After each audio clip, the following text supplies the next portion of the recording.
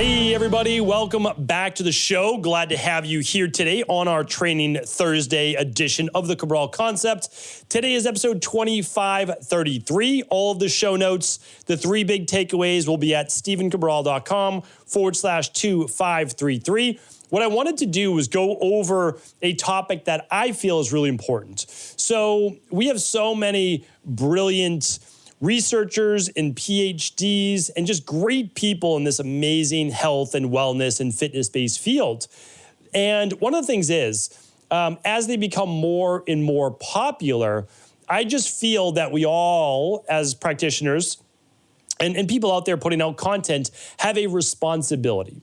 And while I don't believe it's possible to state every contraindication, it's not on a 20-minute podcast or a 300-word social media post, it is really important to let people know that a lot of these high performer based modalities like cold plunge and high intensity interval training, which I'll be talking about those in just a moment, are things that can be greatly beneficial for people, but they can also cause detrimental side effects for those that they are not ready for, should not be participating in. So there's this brilliant researcher. I'm not going to name the name today just because I don't want any sensitivity around it, because I think that this person is brilliant, super smart. I love looking at their research and their work, but they put out a post the other day and I felt compelled to comment. Like literally never comment on anyone's posts on social media because I'm in and out, but I follow their account and I think they're great. So I started off, so they basically said, you should complete your cold plunge first thing in the morning after sunlight viewing, which I agree with, or before if you choose to. So basically first thing, hop in a cold tub. I'll explain that in just a moment. And they said between 1 and 3 minutes, uncomfortably cold, and et cetera, et cetera. So I said, yeah, that's not bad advice. Like there's nothing wrong with that advice. But the problem is it's so detrimental to people that are low thyroid, that are in any type of adrenal-based issues, meaning like they have low cortisol production because of chronic stress. They are already highly sympathetic nervous system dominant, which means they're already super stressed and in the fight or flight. They get too little sleep, right? They are already showing signs of high oxidative stress, meaning their body's aging at a much more rapid rate. And they have any type of, as I said, low thyroid or POTS, postural orthostatic tachycardia syndrome, anything that shows kind of like what I call post-hyperadrenal conditions. So meaning someone at some point in their life has been really high stress, or they're in high stress now and their body's burnt out. And just to kind of put it in just plain foundational based speak. And so the problem is that if you wake up fasted and you do high intensity interval training, or you do these cold plunges, which I'm not against, by the way. I do colds, I do high intensity interval training, so I'm not against these things. But again, I'm a practitioner. And it's kind of different, right? So we need researchers that do all the research because they give us all this amazing state-of-the-art knowledge that we have. And I quote research, if you know me, basically on every show. And then on Fridays, I give you 2 big research studies of the week. And so the thing is, when you're working with everyday people, though, you realize that there's a lot of people that are forgotten about with this general-based advice. And I don't want those people to become harmed. And so, I never comment on social media. I was like, you know what, I have to comment. So the first thing I did was praise this individual because they have amazing work, like amazing work. And then I just said what I just shared with you, that it can actually be detrimental for people that are going through the healing-based process from those that have been in a chronic state of stress, depletion, oxidative stress, faster aging, low metabolic processes like low thyroid, low cortisol, et cetera. And then again, I ended with just saying, keep up the great work. Just want to share with your practitioner side. And there were hundreds of likes. And honestly, none of that matters whatsoever to me. I don't care. It's also why I never comment. But it resonated with people saying that they appreciated the other side to it. So I just think that as practitioners and people that are posting on social media, we can't give every contraindication, but we have to share who it may be good for and who it may not be good for, even if it takes a little bit more work. I just think that that's important. And here's why. When you wake up fasted and you are right away doing high intensity interval training or cold plunge, what you're doing is you're activating what's called dopaminergic-based system of the body, right? So you are getting an immediate shock to the body, right? It's like a change of state. And so that's why this can be highly impressive in terms of results for people in low mood, depression, more of the endomorph body type that might be harder to get cortisol going in the morning naturally because they're a little bit more sluggish, right? So it can be highly beneficial for those people. And again, I'm not providing you with any medical advice, medical treatment plans, medical cures, medical diagnosis. But if you're working with a doctor or practitioner and you do have depression or low mood or, again, stubborn weight loss, it could be beneficial. Absolutely could, right? So why though? Why? Okay, because it's putting your body in a state of sympathetic nervous system tone. That means it's increasing first, what? Adrenaline, shock to the system. You just did a hard, let's say 90-second or 3-minute high interval training tricep, or you did a Tabata, whatever it might be, right? Okay, so you're doing what? Well, you're maybe getting that cold plunge too, and you're like, takes your breath away sometimes when you get in that cold plunge. And I'm going to give you a share how you can change that in just a moment, because again, there are levels to this. So now what does your body do? State of shock. What's going on here? So it spikes norepinephrine, adrenaline. So that gives you what? Well, starts to speed up the heart rate. It gets you in a state of stress, right? So now you're in a greater state of stress. What gets produced when you're in a greater state of stress? Cortisol.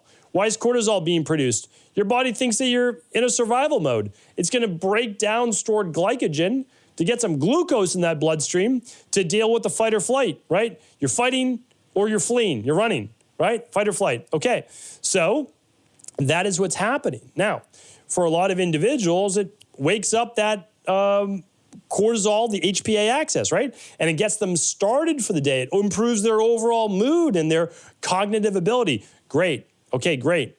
But does the person who already got low thyroid, POTS, dysautonomia, long COVID, long haulers, low cortisol from adrenal, basically burnout, again, I'm using that as kind of a catch-all term, does that person want greater stress? Absolutely not. That will only cause them to relapse further. Sure, are they going to feel great for a couple hours? Yes, because you force the body to get into what? Fight or flight. Most people are going to feel real revved up after dropping themselves into a 50-degree or colder cold plunge or running through a 30-minute high-intensity interval training. Again, it can be phenomenal for some people, but we've forgotten about all the people trying to heal, all the people with the chronic illnesses, that this would actually be to their detriment. So while I love all the modalities, sprint interval training, high intensity interval training, Metcon workouts, I do them myself. While I love the cold plunge, again, do them myself. I actually, even me, don't do them first thing in the morning. I don't do them fasted. And the reason is I don't need a greater stress load on my body. I've got 2 young daughters. I am the founder of 3 wellness-based companies. I work a lot. I record shows every day. I teach. My brain's active. My body's active. I'm active all day from sunup to sundown. I don't need a greater spark to my day to add more stress and turn on that HPA axis. So when will I do my workouts? Usually around 10:30 a.m. or around 4:30 p.m. I've already had a meal. I've had some food in me. I've, started my day. So I'm not, think about it. Like, to start your day, you're being shot out of a cannon by starting your day this way. Now, as I said, endomorphic body types, those people that are really low in producing neurotransmitters such as dopamine, they could derive great benefit. That's why there can never be an all-for-one diet, an all-for-one exercise protocol, an all-for-one cold plunge protocol. We teach this inside of the Integrative Health Practitioner Institute. We try to share with people there's a thing called bio-individuality. There is not a one-for-all approach. As much as marketing and marketers and media likes to make it that way, there is no one diet. There's no one weight loss diet. There's no one weight gain diet, right? There are fundamental principles that we need to follow, sure, but there's no one thing. On yesterday's show, and I'll link that up today. Again, all links will be at stephencabral.com/2533. You have to understand is like there's not even one protocol for intermittent fasting. If you think everyone should fast for 16 hours a day, it's incorrect, right? It is incorrect. It's going to hurt some people and benefit some people. So what I want to share with you is this. Some people need to start their day with not necessarily diving into the fight or flight response, but understanding that if you do this, you're going to do what? Okay, you're going to spike adrenaline, you're going to spike cortisol, you're going to get into the fight or flight. Okay, that gives you a temporary boost in dopamine, in neurotransmitters like the norepinephrine. It can give you a boost in even the immune system in the acute term, all right? But understand, it's a trade-off. And so unless you are a more robust body type, it's going to lead to then potentially more oxidative stress, faster aging. Will you see that in a week or a month or maybe even 12 months? No, you will not. Will you see that if you continue with spiking stress first thing in the morning over the course of 10 years? 100% you will. Because when you combine that with greater fasting, hypocaloric, hard workouts, cold plunge, not enough sleep, your life has become what? A big bucket of stress. So understand the same things that are beneficial for us, colds, working out, can be detrimental as well when overdone or not timed properly. So there is a diurnal rhythm. We do want to increase stress earlier in the day and then let it fall towards the end of the day, but that doesn't mean that has to start the moment we wake up. If anything, most people, they could do, if they wanted to get the weight loss or the kind of good endorphins without spiking the the stress neurotransmitters, you could do what? You could do sauna. You could do yoga.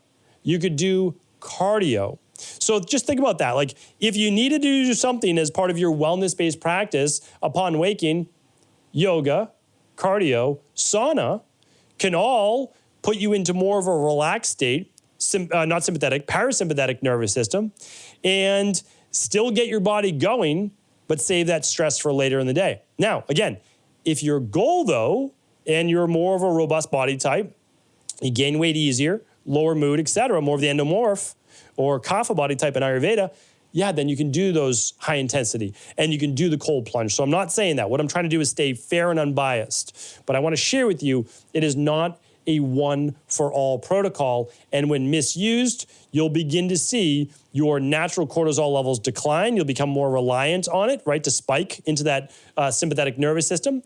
You will see a drop in progesterone for women. You may see a drop in DHEA over time from that chronic stress state you may be putting yourself in.